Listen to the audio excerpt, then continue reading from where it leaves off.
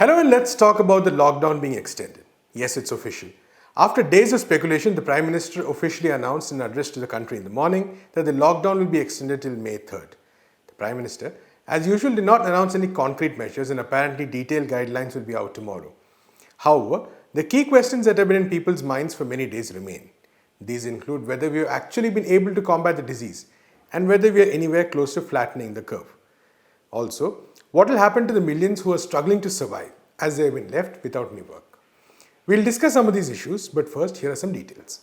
As of today morning, the total number of cases was 10,363 with nearly 9,000 active cases. The total number of deaths was 339. Yesterday, over 1,200 cases were recorded, the single largest number of cases reported so far in one single day. So far, over 217,000 people have been tested. The Prime Minister today said that the situation will be monitored till April 20th. After that, areas where there has been an improvement will see a slight relaxation in the lockdown. The Prime Minister was all praise for the steps he said India took in advance, which prevented the virus spreading rapidly. However, he did not have any concrete measures to announce for the poor, who have been bearing the brunt of the lockdown. An article by Professor Vikas Rawal and his fellow authors in Newsclick today says that at least 181 people have died due to the lockdown-related distress, and this is likely to be a conservative estimate. Opposition parties were critical of the PM. Former Finance Minister P. Chidambaram said that the poor have been left to fend for themselves for 21 plus 19 days. There is money, but there is no food. There is money and there is food, but the government will not release either money or food, he said. The CPM flagged a number of issues which they said has not been addressed or addressed adequately and also demanded more financial assistance. We talked to Newsclick's Prabir Purkayastha on the extension of the lockdown. Thank you, Prabir, for joining us. So at one level, the extension of the lockdown was inevitable. We had been getting hints for the past few days. But if you look at the progression of cases in India over the past few weeks, how do you look at the claim that we seem to be succeeding in dealing with this? Well, let's put it this way. Jury is really out of that one. Because if you see what, for instance, Malaysia has achieved, and it was about 7-10 days ahead of India, you will see it had numbers which are much higher than India initially. They have flattened their curve. India is going up. And if you look at India's numbers, we seem to be doubling at the rate of probably 4.2 or 4.3 days. Every 4.3 days, we seem to be doubling.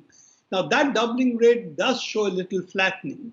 And that's true, that it is not completely untrue that there is some flattening. But is it a statistical just artifact, meaning that no line really goes up or down smoothly? It sort of goes up a little, comes down a little. So is that what is happening? Or is there a more discernible trend? That's something we have to see. But if you look at the states, and particularly those states which have high infection rates at the moment, you will see Maharashtra, Tamil Nadu, Delhi. These are the three really big states in terms of numbers. You will see they're going up at the doubling at the rate of 4 days, every 4 days. Now, that's a pretty high rate of growth. If you look at, again, Kerala, which has been the good, shall we say, functioning state in terms of dealing with the epidemic, and they have really done a whole bunch of measures, which are already there in Newsclick in other places, you will find that their curve is flattened. In fact, they're not adding too many numbers at the moment. They also have much lower death rates than the other states. The question is, I think, a bigger one. It is that the lockdown makes sense if you have used this time to effectively build up certain things, which is your testing abilities, your quarantine facilities, your hospitals. All these three, we do not see that kind of development. Though test numbers have increased from what was a very small number when we had started the lockdown. It was about probably 10,000 in the entire period before lockdown. We're now doing about 10 to 15,000, about 15,000 tests a day. Yes, the scale has gone up, but the rate at which it needs to go up seems to be really not there. Right. We don't seem to be getting kits, and this is purely, at this stage only what government can do. It's not something ICMR floating tenders or Ministry of Health floating tenders can achieve. It really needs government-to-government intervention for that to happen. Right. And that, at the moment, the United States is able to bully, browbeat, steal, or broad daylight robbery of equipment and medicines. But that's not something India can do. So this is where your diplomatic muscle has to come in, which also we don't seem to see. And we have complete opacity from ICMR or Ministry of Health, what is the status of test kits? The second set of things we could do is widespread antibody testing. At least that will give us a much better idea of the hot spots. That also we are not, at the moment, we don't see happening. So again, issue is twofold: not enough testing and not any clarity on what we are planning, where we are going to be. So this is one part of it. The second part of the problem is that we seem to have dealt with it as a lockdown law and order issue. Police the lockdown, the disease will just go away. The point is you need to deal with it differently. As the Chinese example has shown, also the Korean.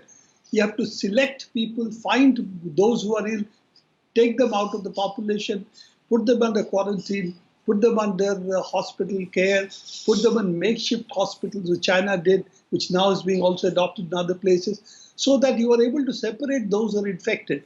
And this is testing, and testing, as WHO Director General has said. Otherwise, you can't do it. So purely administrative, what I would call a colonial mode reaction, where you just tap down on everybody and say, lock down, and then it will go away. It doesn't seem to be the way to go. The third thing I must say is, the other battle is the hospitals. And there is huge lack of personal protective equipment. We have been hearing complaints about doctors, nurses associations, all of them have been protesting, but they're being not only being made to work in extremely hard conditions, but they're falling in. And we have again data from various hospitals now that hospitals are actually getting infected. Doctors, nurses, hospital other staff are getting infected. Now that's a serious concern, because if they get taken out, then there is nobody to cater to the serious cases. Your death rate will really go up.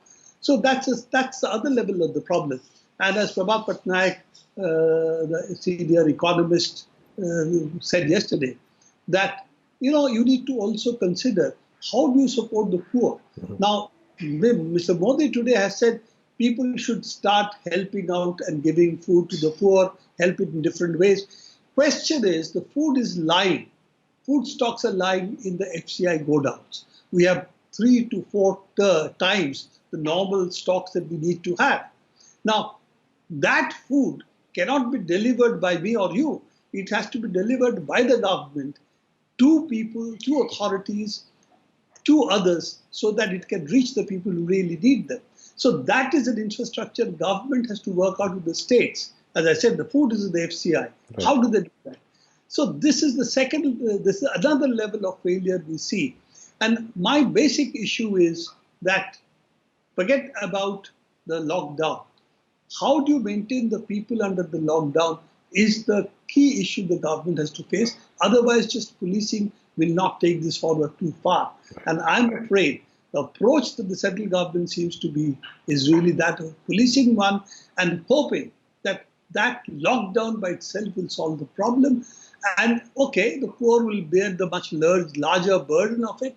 But as long as the middle class is okay, maybe he thinks it's okay. But 80% of the households today are really not well off. They're poor by any standards.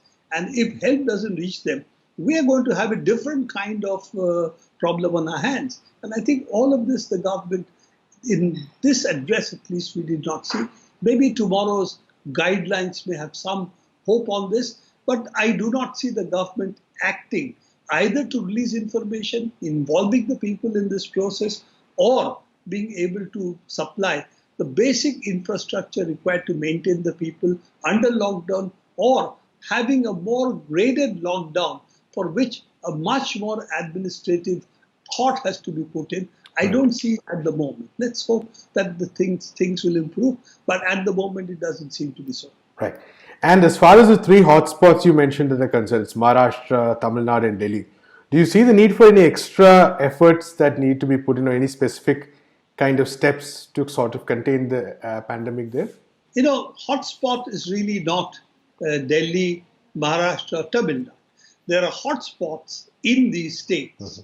And there again, the areas are very different. For instance, even when the government is talking of hotspots as districts, after April 20th, they talks about that they will let the districts administration be handle all of this. The question is, if you take, for instance, Pune, as Professor Rath was talking to us earlier, he was saying, Pune is a district, but the urban area of Pune and the rural area is very different. So how do you handle this? So hotspots have to be even more localized, and it is there you need to concentrate resources very differently. Mm-hmm. And if you don't do that, then essentially treating districts, states as administrative units and dealing it at that level won't work. So you really need to drill down and have differentiated policy for different places, right, depending on what the status is. But particularly in hotspots, you need much more extensive antibody testing to see what is the state of the people over there and how many people, because this can be deployed very quickly. You can actually, for finding hotspots, you can do statistical methods, but the government of India has very successfully destroyed our statistical system as well.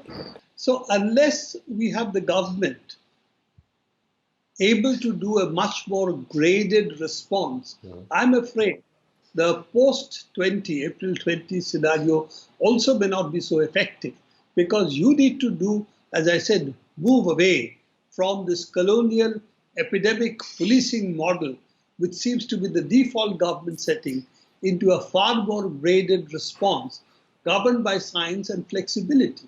Flexibility of dealing with different areas, different sets of people in different ways. And that flexibility is not what we are seeing. Instead, we are seeing a one-size-fits-all approach to this problem, and also, as I said, a colonial era mentality, which the Indian administrative services always had a predilection for, also becoming the default mode in which the government is reacting. Thank you so much, Prabir, for talking to us. Today is the birth anniversary of Baba Sahib Dr. Bhimrao Ambedkar, one of the architects of our republic. In the Constitution, he played a key role in drafting, is the basis of all our rights today. Yet today, Anand Teltumbde and Gautam Navlakha, writers and activists, surrendered before the National Investigation Agency on court orders. They are accused of instigating violence and various crimes against the state, for which no credible proof has been provided so far. Is their only true crime the fact that they are critics of this government? The Supreme Court of India, which is supposed to be the protector of our democracy, refused to give them any relief.